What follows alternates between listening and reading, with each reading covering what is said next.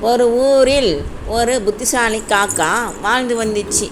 அந்த காகம் இறை தேடுவதற்காக வீட்டிற்கு வெளியே சென்றது. ரொம்ப தூரம் சென்றதனால் அங்கு இறை மட்டும்தான் கிடைத்தது.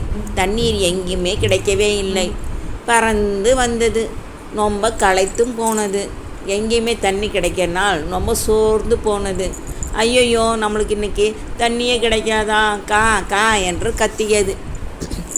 பொழுது சாயும் நேரம் பார்த்து ஒரு வீட்டின் அருகே ஒரு பானை இருந்தது. அங்கே கொஞ்சோண்டு தண்ணீர் இருந்துச்சு. தண்ணியை எட்டி எட்டி பார்த்தது. பானைக்குள் தலையை விட்டும் தண்ணீர் எட்டவே இல்லை. உடனே ஒரு ஐடியா தோணுச்சு. நம்ம கல்லை எடுத்து வந்து ஒன்று ஒன்றா போட்டு பார்ப்போம் அப்படின்னு. சரின்னு பக்கத்தில் உள்ள கற்கெல்லாம் ஒன்றா எடுத்து வந்து போட்டுச்சான். தண்ணி மேலே வந்துச்சான்.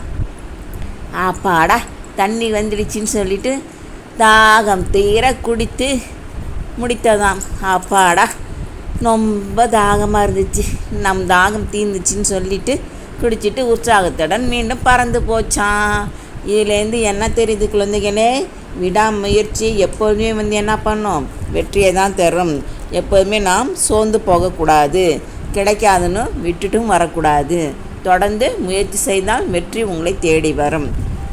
சப்ஸ்கிரைப் சுட்டி முகில் கண்ணா. இது போன்ற கதைகளுக்கு சுட்டி முகில் கண்ணாவை பாருங்கள். லைக் பண்ணுங்கள், ஷேர் பண்ணுங்கள், மறக்காமல் சப்ஸ்கிரைப் பண்ணிவிட்டு பாருங்கள். நன்றி, வணக்கம்.